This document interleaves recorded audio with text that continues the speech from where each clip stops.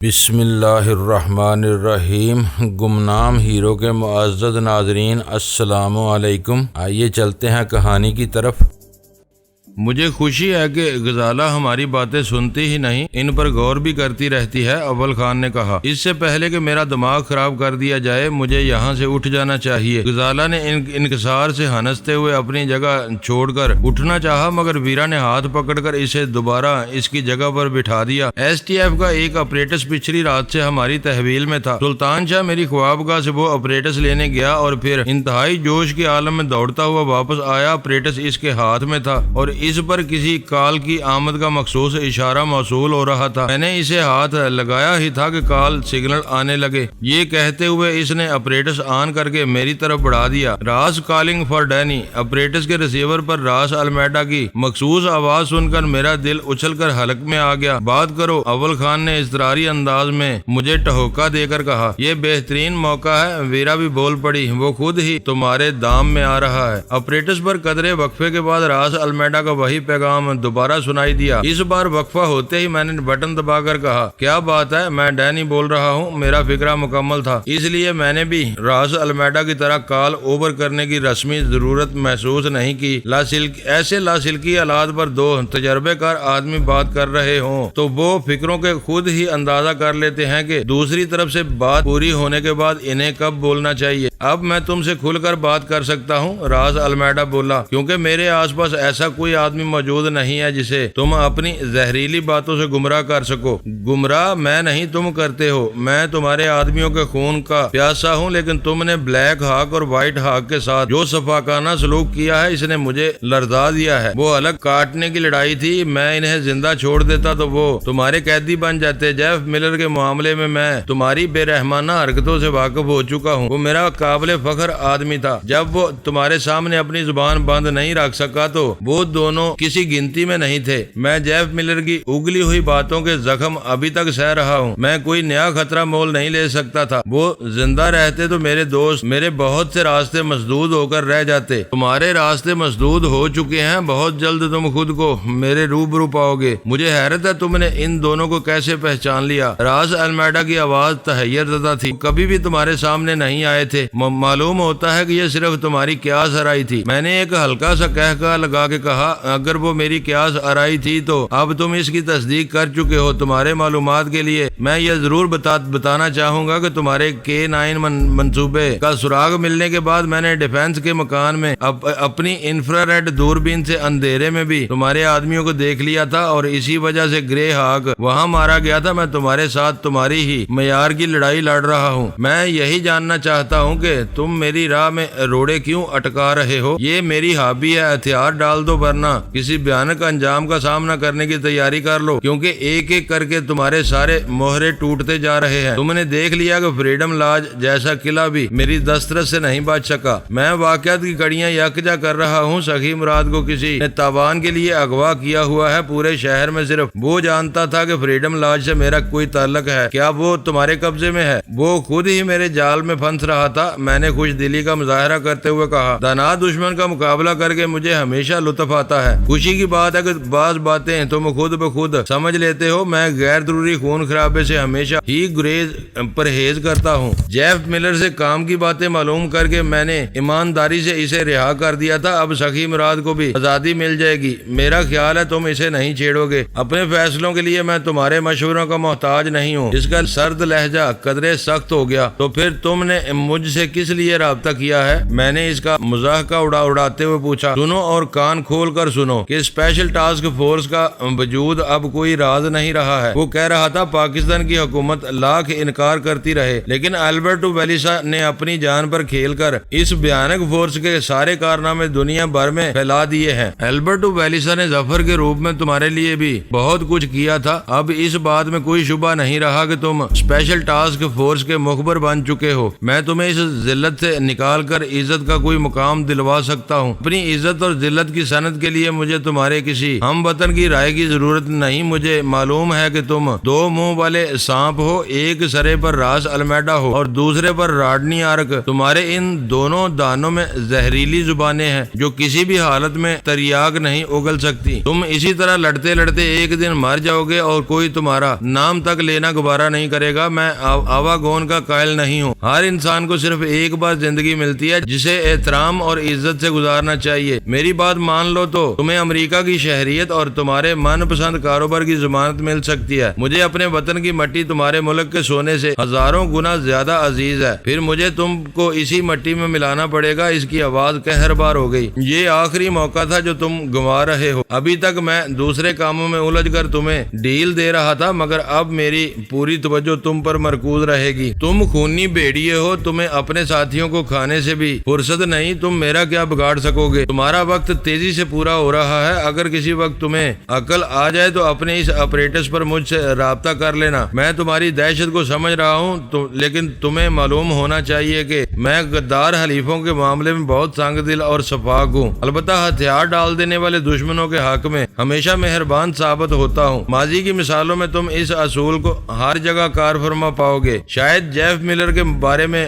تمہاری بات درست ہو۔ میں نے اپنے لہجے میں تذبذب کی کیفیت پیدا کرتے ہوئے کہا، کس نے زبان کھول کر تم سے غداری کا ارتکاب کیا تھا؟ لیکن بلیک اور وائٹ ہاک کا کیا قصور تھا؟ تم غیب دان نہیں ہو۔ تم نے صرف ایک شبے کی بنا پر انہیں موت کے گھاٹ اتار دیا۔ مجھ پر اثر انداز ہونے کا احساس ہوتے ہی اس نے پرزور الفاظ میں وضاحت کرنی شروع کر دی۔ ہر اچھا سربراہ اپنے ساتھیوں کی خامیوں اور خوبیوں سے پوری طرح واقف ہوتا ہے۔ مجھے مان تھا کہ جیف ملر اپنے بدن کا ریشہ الگ ہو جانے کے باوجود مجھ سے دغا نہیں کرے گا، مگر اس نے میرا مان توڑ دیا۔ یہ اس کی کمزوری نہیں، تمہارے بے پناہ تشدد کی کامیابی تھی کہ وہ بے بسی کے احساس میں مبتلا ہو کر بہک گیا۔ دوسرے دونوں آدمی جیف ملر سے کہیں زیادہ کمزور تھے۔ میں جانتا تھا وہ جیف سے آدھا تشدد بھی نہیں سہ سکیں گے۔ ہیلی کاپٹر ان کا بوجھ اٹھانے سے قاصر تھا۔ وہ مجھے بہت عزیز تھے۔ میں نے بہت دکھ کے ساتھ انہیں گولیاں ماری تھی۔ تمہاری یہ باتیں بے وزن اور پھس پھسی ہیں، میں ان پر اعتبار نہیں کر سکتا۔ سوچ لو، تمہیں تمہاری مرضی کی ضمانتیں فراہم کی جا سکتی ہیں۔ شاندار مستقبل تمہارا منتظر ہے۔ مٹی سے رشتے نبھانے کا دور گزر چکا ہے۔ اب پوری دنیا ایک گاؤں میں بدل چکی ہے۔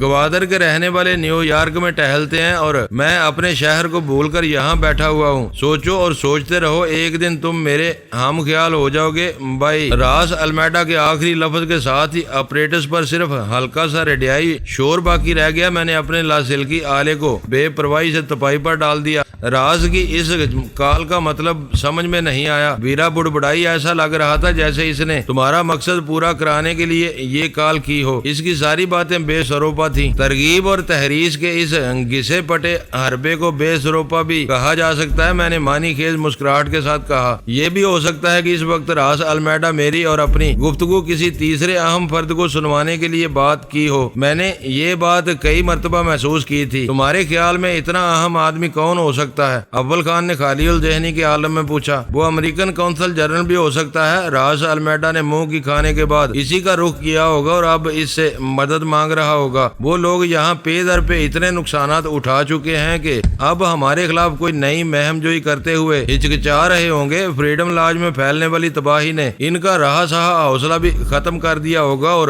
راس المیڈا کو انہیں عملی اقدام پر آمادہ کرنے میں دشواری پیش آ رہی ہوگی۔ میں نے کہا، اگر یہی بات ہے تو تم نے اپنے ابتدائی سخت رویے کو ترک کر کے آخر میں تذبذب اور بے یقینی کا لب و لہجہ کیوں اپنا لیا تھا؟ ویرا نے چبھتے ہوئے لہجے میں سوال کیا۔ میں نے سوچ سمجھ کر وہ انحراف کیا تھا۔ اگر کونسل خانے والے خوف زدہ ہو کر راس المیڈا کی مدد سے پیچھے ہٹ رہے ہیں تو میرا بدلا ہوا لب و لہجہ ان کی پسپائی کو تقویت دے گا اور وہ راس المیڈا پر زور دیں گے کہ میری ذہن میں تبدیلی کی لہر آ چکی ہے۔ محاذ آرائی سے گریز کر کے چند روزے انتظار کیا جائے۔ ہو سکتا ہے کہ میں راس المیڈا سے مصالحت کے جال میں پھنس کر خود کو ان کے حوالے کر دوں۔ آسان کامیابی کی امید میں وہ انتظار کر سکتے ہیں۔ اول خان نے میری تائید میں سر ہلا کر کہا، لیکن راس المیڈا کی مراد کو ہرگز معاف نہیں کرے گا۔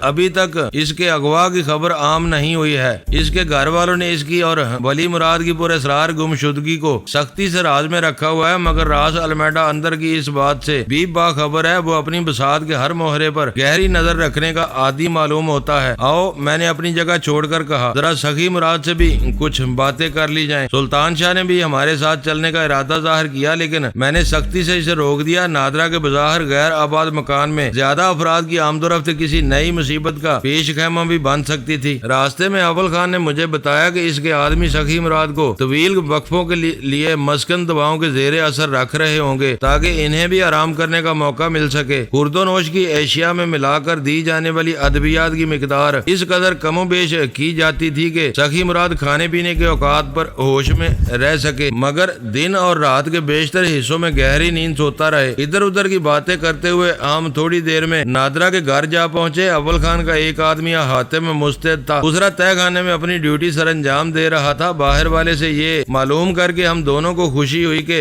سخی مراد رات کے کھانے کے انتظار میں اس وقت ہوش میں تھا۔ تہہ خانے کے زینوں تک پہنچنے سے پہلے ہی اول خان نے بلند آواز میں راجر کا لفظ کہا۔ شاید وہ باہمی شناخت کا کوئی طے شدہ کوڈ تھا جو تہہ خانے والے کو یہ بتانے کے لیے ادا کیا گیا تھا کہ آہٹوں پر اسے بھڑکنے کی ضرورت نہیں تھی کیونکہ آنے والے دوست تھے۔ تہہ خانے میں سخی مراد ہمارا منتظر تھا، اس کے ہاتھ میں اخبار دبا ہوا تھا اور وہ مسحری پر نیم دراز تھا۔ اس کا محافظ مسحری سے دور ایک کرسی کے قریب کھڑا ہوا تھا۔ اچھا ہوا کہ تم آ گئے، سخی مراد نے بوجھل آواز میں کہا۔ میں تمہارا شکر گزار ہوں کہ تم مجھے اس جہنم سے یہاں لے آئے ہو، مگر تمہارے آدمی بہت خشک مزاج ہیں، میری کسی بات کا جواب نہیں دیتے۔ یہ نہ بھولو کہ یہاں بھی تم قیدی ہو، یہ قید تم نے اپنی مرضی سے منتخب کی ہے۔ میں نے کہا، یہاں ایئر کنڈیشنر اور شراب کی کمی بری طرح کھل رہی ہے، اس نے شکایت کی۔ یہ کمرہ ٹھنڈا ہے اور شراب جگر کی دشمن ہوتی ہے، اس لیے یہاں نہیں پائی جاتی۔ میں ایک رات گزار چکا ہوں، دوسری رات آ چکی ہے، کل یہاں میری آخری رات ہوگی، اس کے بعد تمہیں مجھ کو رہا کرنا ہوگا، اس کے معاہدے کی خلاف ورزی نہیں ہونی چاہیے، اس نے اشتباہ آمیز لہجے میں کہا۔ بے فکر رہو، میں نے مسکراتے ہوئے اسے یقین دلایا، ہو سکتا ہے کہ تمہیں کل ہی رہا کر دیا جائے۔ تو کیا راس المیڈا تمہارے ہاتھ آ چکا ہے؟ اس نے میری بات کاٹ کر بے یقینی سے پوچھا۔ فی الحال میں نے اسے بھول جانے کا ارادہ کر لیا ہے، اسے بعد میں دیکھا جائے گا۔ وہ پرتشویش انداز میں سیدھا ہو کر بیٹھ گیا اور براہ راست میری آنکھوں میں دیکھتے ہوئے بولا، مگر تم تو اس پر ہاتھ ڈالنے کے لیے بے چین تھے، اس کے خاتمے کے لیے میرا اور تمہارا سودا بھی طے ہو چکا ہے۔ اس سودے کی مد میں ہم نے تم سے کوئی رقم نہیں لی ہے، رہائی کے بعد تم ہمیں تاوان کی رقم ادا کرنے کے پابند ہو۔ راس المیڈا کا قصہ تمام ہو گیا تو وہ حساب بھی کر لیا جائے گا، میں نے اطمینان سے کہا۔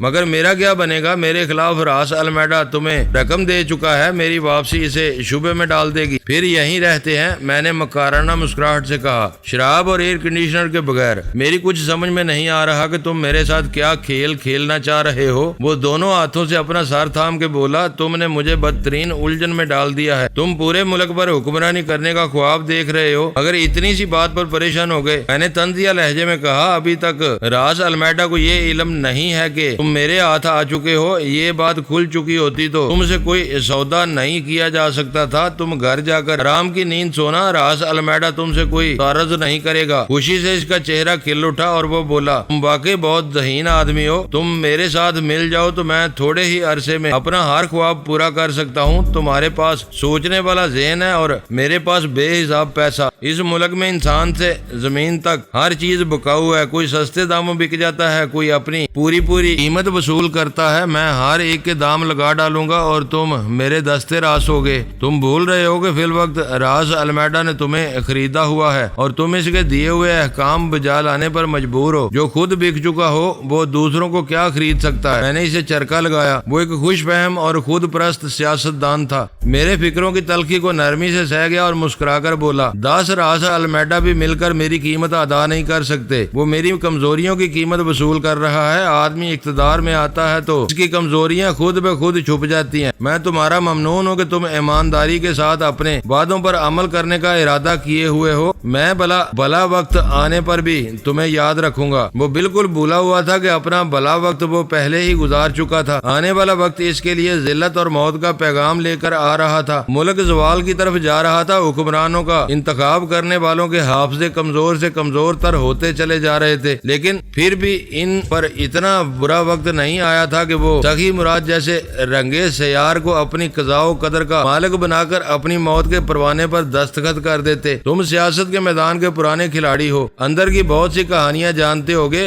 کیا کچھ کہانیاں سنانی پسند کرو گے؟ میں نے نرم لہجے میں کہا، مجھے دوسروں کی کمزوریاں جاننے کا بہت شوق ہے، میرے ساتھ رہو گے تو رفتہ رفتہ سب کچھ جان لو گے۔ وہ پورے اعتماد لہجے میں بولا، ایک دوسرے کی کمزوریوں کو اچھالنا ہماری سیاسی تہذیب کے خلاف ہے، کیونکہ کسی کے خلاف کوئی ثبوت نہیں مل سکتا۔ پتہ نہیں تم کس تہذیب کی بات کر رہے ہو، یہاں تو آئے دن ایک دوسرے پر بدعنوانیوں کے الزامات لگتے رہتے ہیں۔ اول خان نے بے ساختہ لہجے میں پہلی مرتبہ گفتگو میں حصہ لیتے ہوئے کہا، وہ فائدے حاصل کرنے کے سیاسی حربے ہیں، ان میں کوئی جان نہیں ہوتی۔ آج تک کسی نے عدالت میں اپنے لگائے ہوئے الزامات کو ثابت کیا ہے اور نام ملزم بنائے جانے والوں نے اپنے حریفوں پر ہتک عزت کا مقدمہ دائر کیا ہے۔ ایسی لڑائیوں کو صرف اخبارات اچھالتے ہیں، کیونکہ انہیں ہر روز اپنا پیٹ بھرنے کے لیے بھاری مواد درکار ہوتا ہے۔ لڑائیاں زور پکڑ لیں تو اخباروں کو لاکھوں روپے کے اشتہارات بھی ملنے لگتے ہیں۔ سب سیاسی خاندان جانتے ہیں کہ انہوں نے ایک دوسرے کے اصل جرائم کو بے نقاب کرنا شروع کر دیا تو ان کی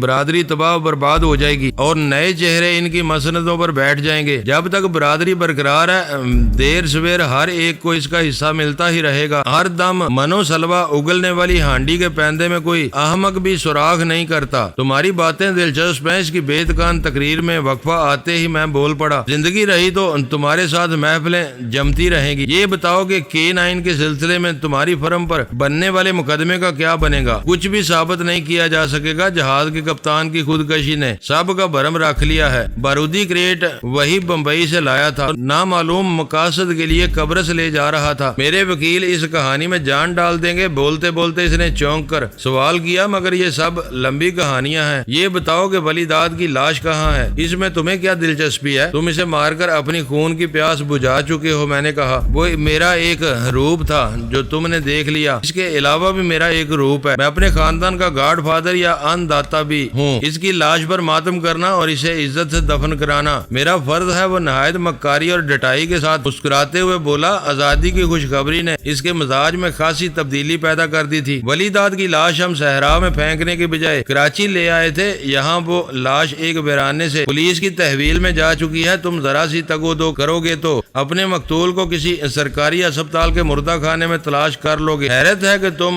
دوسروں کے ساتھ ہی نہیں اپنے خاندان میں بھی اس قدر منافقت سے کام لیتے ہو۔ پہلے اپنے جیتے جاگتے چچا زاد کو ایک لاش میں تبدیل کیا اور اب اسی لاش پر ڈرامے بازی کا ارادہ رکھتے ہو۔ اس نے میری نشاندہی کر کے تمہیں میرے پیچھے لگایا، وہ ایسی ہی موت کا مستحق تھا۔ ہرگز نہیں، میں نے اس کی بات کاٹ کر توثیق کی، اس نے تمہارے بارے میں کوئی بات نہیں بتائی تھی، تم دونوں الگ الگ پکڑے گئے تھے۔ اسے تمہارے سامنے لانے تک ہمیں یہ بھی علم نہیں تھا کہ تم دونوں آپس میں رشتہ دار ہو۔ تم دونوں کے یکجا ہو جانے کے بعد ہی ہمیں تمہارے تعلق کا علم ہوا تھا، مگر تم نے کہا تھا کہ اس نے میرے بارے میں سب کچھ بتا دیا ہے۔ میرے انکشاف پر وہ ہکا بکا رہ گیا تھا، میں نے ایک لفظ بھی نہیں کہا تھا۔ اس نے میرے ساتھی کا تھپڑ کھانے کے بعد خود ہی فریاد کی تھی کہ وہ ہر بات سچ سچ بتا چکا ہے اور اس کے اسی فکر نے تمہارا دماغ الٹ دیا تھا۔ سچ کیا تھا یہ تمہارے اور ولی داد کے سوا کسی کو معلوم نہیں تھا۔ اس نے تشدد سے بچنے کے لیے جھوٹ بولا تھا، تم اس جھوٹ کو سچ سمجھے اور یہ نتیجہ اخذ کر لیا کہ تمہارے بارے میں اسی نے زہر اگلا ہے۔ تمہارے دل میں چور تھا، اس لیے تم نے خود ہی پوری کہانی ترتیب دے دی اور یہ سمجھ کر کے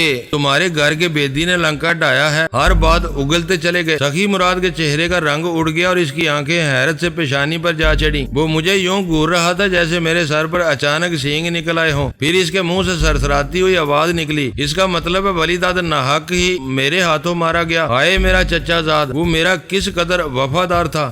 لمحوں میں اس کی آواز روند گئی اور آنکھوں میں نمی سی تیرنے لگی۔ اول خان نے حقارت سے کہا، ہوش میں رہو اور ڈرامہ بند کرو۔ اس وقت تم اپنے خاندان میں نہیں، اس قتل کے دو چشمدید گواہوں کے سامنے بیٹھے ہو۔ مگر مچ کے آنسو اپنے گھر کے لیے بچا کر رکھ لو۔ اگر مجھے غلط فہمی ہوئی تھی تو تم نے اسے دور کرنے کی کوشش کیوں نہیں کی؟ اس نے اول خان کو نظر انداز کر کے بررائی ہوئی دردناک آواز میں شکوہ کیا، تم اسے قتل ہونے سے تو بچا سکتے تھے، وہ بھی پارسا نہیں تھا۔ بعد میں اس نے اپنے گناہوں کا اقرار کر لیا تھا، وہ سمجھ رہا تھا کہ تم نے سب کچھ بتا دیا ہے۔ یہ میرا اصول ہے کہ دو بیڑیے لڑ رہے ہوں تو دخل اندازی کرنے کے بجائے دور رہ کر تماشا دیکھتا ہوں۔ لڑائی کا فیصلہ ہو جاتا ہے تو پھر میں جیتنے والے سے اپنا حساب بے باک کرتا ہوں۔ ہونا تھا ہو گیا، اب ولی داد کو دوبارہ زندہ نہیں کیا جا سکتا۔ کاش تم نے یہ بات مجھے نہ بتائی ہوتی، اب یہ بوجھ زندگی بھر مجھے تڑپاتا رہے گا کہ میں نے بلا وجہ اپنے بھائی کو مار دیا۔ تم نے ہی بات بڑھائی تھی، تم مجھ پر غلط بیانی کا الزام نہ لگاتے تو میں اس وقت بھی تمہیں کچھ نہ بتاتا۔ میں نے اس کی ذہنی اذیت سے لطف اندوز ہوتے ہوئے کہا، میں غیر ضروری گفتگو سے پرہیز کرتا ہوں۔ اصل صورتحال کے انکشاف سے سخی مراد کو واقعی شدید ذہنی صدمہ پہنچا تھا۔ اسے ملول اور دل گرفتہ چھوڑ کر ہم دونوں وہاں سے لوٹ آئے۔ میں نے اس کی رہائی کے بارے میں اس کے ذہن میں ایسی اطمینان بخش تصویر بٹھا دی تھی کہ اسے اپنے خلاف کسی سازش کا شبہ تک نہیں ہو سکتا تھا۔ اگر اسے اس بریفنگ کے بغیر رہا کر دیا جاتا تو وہ شدید ذہنی خلفشار میں مبتلا ہو کر ملک سے فرار تک ہو سکتا تھا۔ اس کی مکمل برین واشنگ کے بعد ہم دونوں کو یقین ہو گیا تھا کہ سخی مراد رہائی ملتے ہی پوری بے فکری سے اپنے معمولات میں مشغول ہو جائے گا اور اسے اس وقت تک سنگین خطرے کا ادراک نہیں ہو سکے گا جب تک راس المیڈا اس کا کوئی ہرکارہ اس کے سر پر مسلط ہو جائے۔ واپسی پر اول خان ٹیکسی لینے پر مصر تھا کیونکہ اسے میری مستعار لی ہوئی گاڑی چھوڑنی تھی، مگر میں نے زبردستی اسے اس کے گھر پہنچایا اور واپس گھر پہنچ گیا۔ وہاں تینوں بے چینی سے میرے منتظر تھے۔ وہ میرے اس غیر متوقع دورے کے محرکات اور نتائج جاننے کے خواہش مند تھے۔ اسی کے ساتھ ان کے پاس ایک اہم اطلاع بھی تھی کہ میجر غوث بہت شدت سے مجھے اور اول خان کو تلاش کر رہا تھا۔ میرے گھر پہنچنے سے پہلے اول خان کا فون آیا تھا۔ وہ یہی خبر دے رہا تھا کہ میجر غوث نے ہم دونوں کو تلاش میں اس کے گھر کئی مرتبہ فون کیا تھا۔ فریڈم لاج کا پورا قضیہ باضابطہ طور پر میجر غوث کے سپرد کیا جا چکا تھا۔ اس عمارت سے گرفتار کیے جانے والے قیدی بھی اسی کی تحویل میں تھے۔ میں نے اس کے پیغام سے ایک ہی نتیجہ اخذ کیا کہ فریڈم لاج والے قصے میں کوئی ایسی الجھن پیدا ہو گئی تھی جسے سمجھنا اس کے بس کا روگ نہیں تھا۔ وہ تینوں میری جان کو جونک بنے ہوئے تھے اور یہ جاننے پر مصر تھے کہ میں سخی مراد کی طرف کیوں گیا تھا۔ میں نے اول خان سے بات کرنے کے لیے 3 مرتبہ فون کا ریسیور اٹھایا، لیکن تینوں مرتبہ ویرا کریڈل دبا کر بیٹھ گئی۔ اس کا مطالبہ تھا کسی بھی دوسری مصروفیت سے پہلے اسے مطلوبہ معلومات فراہم کی جائیں۔ اس مضحکہ خیز صورتحال پر مجھے بہت غصہ آیا۔ میں کہیں بھاگا نہیں جا رہا تھا، لیکن اس وقت ویرا کی سربراہی میں وہ تینوں یک زبان ہو چکے تھے۔ میں نے جلائے ہوئے لہجے میں صرف 3 فکروں میں ان کا مطالبہ پورا کر دیا اور پھر پھاڑ کھانے والی نظروں سے ویرا کو گھورنے لگا۔ تم اسے صرف یہ بتانے کے لیے گئے تھے کہ فی الحال تم راس المیڈا کو بھول چکے ہو، اسے رہا کر رہے ہو اور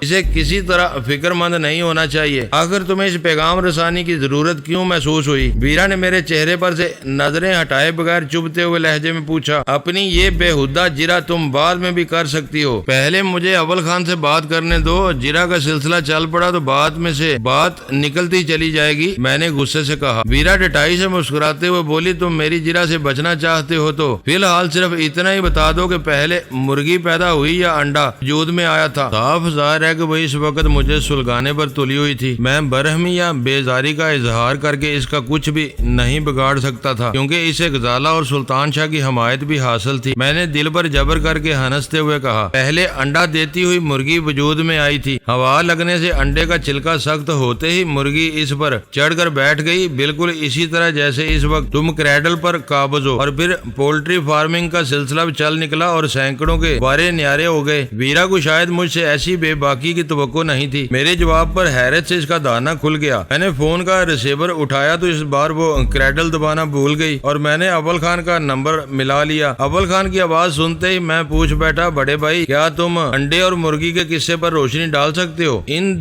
دونوں میں سے پہلے کون وجود میں آیا تھا؟ کیا آپ بک رہے ہو؟ میرے کانوں میں اول خان کی جلائی ہوئی آواز آئی، میجر غوث ہم دونوں سے بات کرنے کے لیے مرا جا رہا ہے اور اب اس کا فون مسلسل مصروف ہے، ایسے میں تم کو انڈے اور مرغی کی سوچ رہی ہے۔ تم نے اس کا نمبر ملانے کی کوئی کوشش کی تھی؟ اس وقت وہ بھی کڑک میرا مطلب ہے کہ شاید مصروف ہے۔ یہ میرا نہیں، ویرا خانم کا سوال ہے جو میں نے تم سے پوچھا ہے، ورنہ میں خود بھی میجر غوث کے بارے میں جاننا چاہ رہا ہوں۔ تم فون بند کرو، اول خان نے اسی جھونک میں کہا۔ میں اس کا نمبر ملا رہا ہوں، بات ہو گئی تو پھر تم سے رابطہ قائم کروں گا۔ اس وقت تک تم اپنے انڈے بچوں سے نمٹنے کی کوشش کرو۔ لائن کٹنے کی آواز کے ساتھ ہی فون پر ٹوں ٹوں کی انگیز ٹون سنائی دینے لگی۔ میں نے ریسیور کو اپنے کان سے الگ کر کے کہ غصے سے گھورا اور جلا کر اسے کریڈل پر پٹک دیا۔ ایک نمبر پر 3 انسٹرومنٹ ہونے کا یہی نقصان ہوتا ہے کہ آدمی فون سے کشتی لڑنی شروع کر دیتا ہے اور تینوں کو توڑے بغیر اعتدال پر نہیں آتا۔ سلطان شاہ نے ویرا سے مخاطب ہو کر کہا، بیویوں سے ڈرنے والے عام طور پر گھر کی چیزوں پر ہی غصہ اتارتے ہیں۔ ویرا نے پرتشویش آواز میں کہا، پتہ نہیں کہ فون کے بعد کس چیز کی باری آئے گی، اپنے جھگڑے میں مجھے نہ گھسیٹو۔ غزالہ نے فوراً احتجاج کیا، میں کسی کو نہیں ڈراتی، پتہ نہیں میرے پہنچنے سے پہلے وہ تینوں کس رنگ میں تھے کہ اس وقت اچانک ہی میرے خلاف متحد محاذ بنا بیٹھے تھے۔ میں بنا کر وہاں سے اٹھا اور اپنی خوابگاہ میں پہنچ کر سہری پر گر گیا۔ تینوں ابتدائی سے میرے ساتھ بے تکلفی کے باوجود ادب و احترام کا خصوصی برتاؤ کیا کرتے تھے۔ آپس کی ہلکی پھلکی چوٹوں میں بھی یہ احترام جھلکتا رہتا تھا، لیکن کچھ دنوں سے مجھے محسوس ہونے لگا تھا کہ ویرا میرے ساتھ کبھی کبھی بہت جارحانہ رویہ اختیار کر لیتی تھی اور سلطان شاہ کچھ سمجھے بوجھے بغیر اس کا ساتھ دینے لگتا تھا، جبکہ غزالہ منہ سے کچھ نہ کہنے کے باوجود ایسے مواقع پر خود کو الگ تھلگ رکھ کر یہ ظاہر کر دیتی تھی کہ وہ اس قسم کی بے لحاظی کو پسند نہیں کرتی تھی۔ میں خاصی دیر تک یہی سوچ کر اپنا خون سلگاتا اور سگریٹ پھونکتا رہا۔ میرے پیچ و تاب کا یہ سلسلہ اس وقت موقوف ہوا جب فون کی گھنٹی چیخنے لگی۔ میں نے ریسیور اٹھایا تو مجھے اندیشہ ہوا کہ کہیں ویرا ڈرائنگ روم والے انسٹرومنٹ کے ذریعے مداخلت نہ کرے، لیکن میرا یہ خیال غلط ثابت ہوا۔ دوسری طرف مجھے صرف اول خان کی آواز سنائی دی تھی۔ میجر غوث نے ایک چونکا دینے والی خبر سنائی ہے۔ ابتدائی رسمی کلمات کے بعد اس نے بتایا، ابھی میں فون پر اس سے طویل گفتگو کر کے فارغ ہوا ہوں۔ موجودہ حالات میں شاید ہمیں ایک ہی خبر چونکا سکتی ہے کہ فریڈم لاج سے گرفتار ہونے والوں میں راس المیڈا بھی موجود ہے۔ میں نے اپنا ذہن صاف کرتے ہوئے خوش دلی سے کہا، فریڈم لاج سے پکڑے جانے والوں میں ایک امریکن عورت بھی ہے۔ ابتدا میں اس کا اپنا نام کچھ اور بتایا تھا۔ اسے دوسرے قیدیوں کے ساتھ لاشوں کی شناخت کے لیے لے جایا گیا تو ریمی مارٹن کی لاش دیکھتے ہی صدمے سے اس کی حالت غیر ہو گئی اور وہ لاش سے لپٹ کر بری طرح رونے لگی۔ بعد میں اس نے بتایا کہ اس کا اصل نام ایلس گومز ہے اور وہ ریمی مارٹن کی بیوی ہے۔ میجر نے ابھی تک اسے یہ نہیں بتایا کہ راز المیڈا پہچان لیا گیا ہے۔ مغرب میں ناموں کا جو طریقہ رائج ہے اس سے تم بھی اچھی طرح واقف ہو۔ یہ کیسے ممکن ہے کہ ریمی مارٹن کی بیوی کے نام کا آخری حصہ مارٹن کے سوا کچھ اور ہو؟ اول خان کی ہلکی سی ہنسی کی آواز آئی، پھر اس نے کہا، تمہارا اعتراض درست ہے۔ اس کا کہنا ہے کہ اس کے شوہر نے پاکستان میں کام کرنے کے لیے ریمی مارٹن کا فرضی نام اختیار کیا تھا۔ اس کا اصل نام بوب گومز ہے۔ اسی نے پاکستان میں فریڈم لاج کی بنیاد رکھی تھی۔ اس کا دعویٰ ہے کہ وہ لوگ یہاں شی کے لیے کام کر رہے تھے اور اس کا شوہر ایک سازش کے تحت بین الاقوامی مجرموں کی رسا کشی کی بھینٹ چڑھایا گیا ہے۔ اگر اس عورت کا ذہنی توازن درست ہے تو اس کی کہانی واقعی سنسنی خیز ہے۔ میں نے پرخیال لہجے میں کہا، حیرت کی بات ہے کہ شی کا یہ یونٹ 3 برس سے کراچی میں فعال ہے اور ویرا بھی اس کے وجود سے بے خبر ہے۔ کیا دوسرے قیدیوں میں سے کسی نے ایلس کی کہانی کی تصدیق کی ہے؟ معزز ناظرین، لائک کریں، شیئر کریں اور کمنٹس باکس میں پاک آرمی زندہ باد، پاکستان پائندہ باد کا نعرہ ضرور درج کر کے اپنے ملک پر فخر کریں اور پاکستان کی بنیادیں مضبوط کرنے میں اپنا کردار ادا کریں۔ ویڈیو دیکھنے کا شکریہ۔ معزز ناظرین، اپنا خیال رکھیے گا اور ہمارے چینل کا بھی۔ ISI پاک آرمی زندہ باد، پاکستان پائندہ باد۔